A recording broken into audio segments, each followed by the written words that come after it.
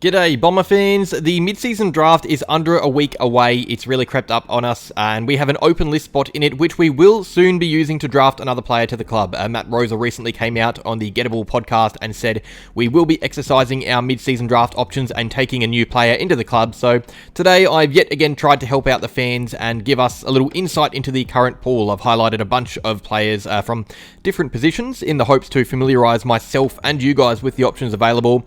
It's always hard to predict the mid-season draft. It's near impossible, especially with a team like Essendon, so there's every chance we take a player I haven't listed, and that's why I'm making a few of these videos, throwing a bunch of darts at the board, hoping I get one bullseye.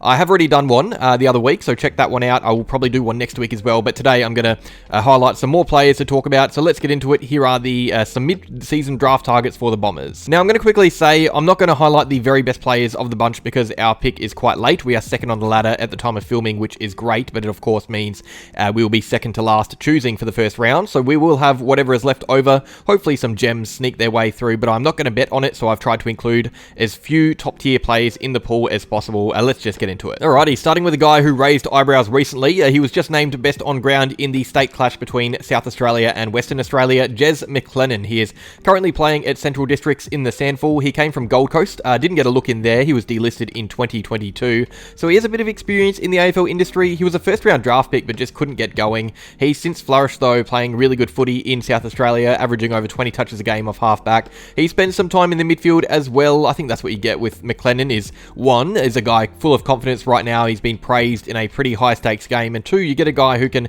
come into the AFL system ready-made. His body is AFL ready. He is fit. He is strong. He won't grow much more than he already has. He's currently 23. He isn't going to be someone who can improve out of sight. He won't be part of the future plans for the club, but he would give us assurance in a position that we possibly need soon with some older players there. So Jez McLennan is definitely an option. Onto a midfielder, young Dayten Uerata. He is the captain of the Bendigo Pioneers. He was actually close to being dropped from the side completely just a year or two back, but he worked really hard on himself both mentally and physically, and he's since been named captain of his club, proving that hard work does pay off. His story is one of resilience and determination, so he'd be a good head to have around the club, a young man.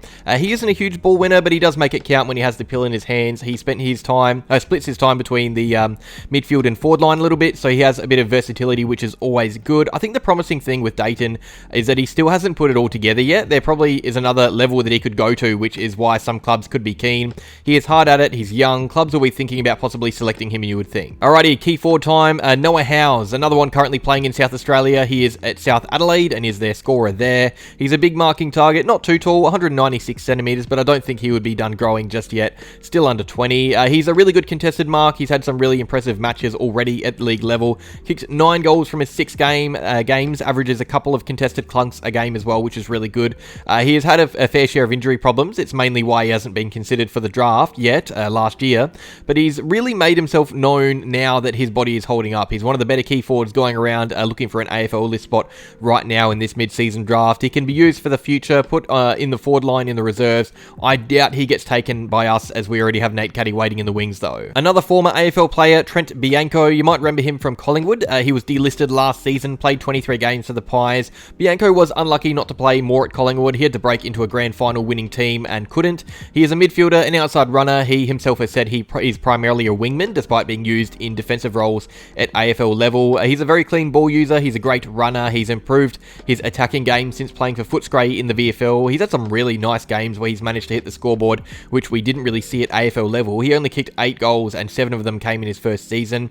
He's a little bit older than the guys I've spoken of. He gives you a bit more of a ready-made AFL body with experience, although limited. But I guess the midfield zone on the wing is the one area we need a bit more depth in right now, so Bianco is probably someone we've at least had a look at. Alrighty, a small forward. This is the one we all want to hear about because it's the position we probably need. I've already spoken about Phoenix Spicer and Oscar Smart and Jack Perris in the last video. This time around we have Tasmanian goal scorer Geordie Payne. It's good I waited to talk about him until now because his last game was by far his best. He had 29 touches, 4 goals, 6 tackles, 9 inside 50s in the Talent League. He was incredible, but even before that performance, he was still a likely mid-season draft option for clubs like Essendon, but probably higher in the order, seeking out a small forward to select. He is such a prolific goal scorer, he just knows where they are. He's kicked 12 goals from 5 games, and he roams higher up the field as well to get plenty of the ball, which is always good from a forward, a bit of Jade Gresham in that regard. But if he was to play AFL level, it would be a bit deeper in the forward line. He wouldn't be out of place there, and his forward pressure is really good as well. He regularly gets over 5 or 6 tackles a game,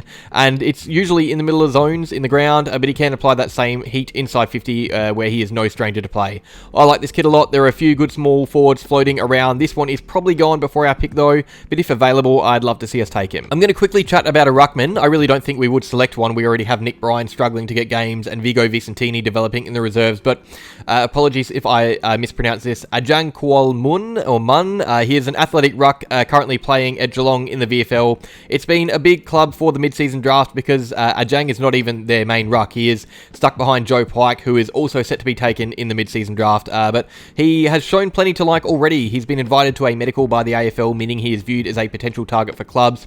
He isn't a high disposal getter, but his leap and size makes him a very prominent centre bounce ruck who can also double as a marking target around the ground. He hasn't shown consistency and he is still quite raw. He picked up footy later than most. He's had a tough upbringing, but his upside is massive. Great athlete, showing his worth in the VFL. There's definitely a player here if it all clicks. Alrighty, a key defender if we were after one. Lachlan Voss, no relation to Patrick Voss, who is currently playing over at Fremantle after we delisted him. He is the main defender over at Sandringham, playing in the Talent League as an overager, so still young. Now, I would talk about Jacob Light, who is probably the best key defender in this current pool, but I think he's going to be gone before we pick, so Voss is the player I've chosen for this video. He's looked pretty good. He's had a very dominant game on the weekend, so he's fresh in the minds of recruiters, and he has also just been invited to the AFL medicals, meaning clubs are interested in him. He is very tall, quite solid as well, which is good. He's not lanky. He won't take as long as Cox and others to build muscle, I would say. As keybacks go, right now in the leagues, he is probably up there for the highest ceiling that's available in this draft, I should say.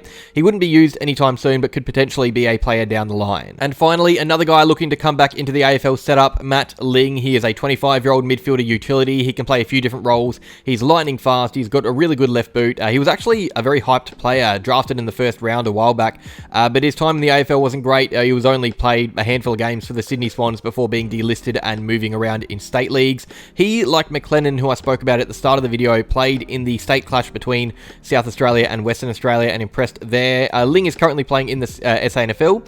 It'd be a really good ready-made option, Ling, but again, that's something we haven't traditionally gone for in the past as a club, and he might be gone before our pick anyway. We only have one, and it's the second to last pick of the round, as you know, so that's unless we lose to Richmond, which would not be fun. That is all though. Those are a few more names I've thrown in for you guys to familiarise yourself with. The mid-season draft is just a week away. It's really crept up on us, and soon we will be welcoming another player to the club, and hopefully for me, it's someone I've already spoken about so I don't look silly, but I may come out with another mid-season draft targets video next week. If this one does well enough, we will see. Cheers for watching, guys. Make sure you like it if you enjoyed, subscribe if you're new, and go Bombers.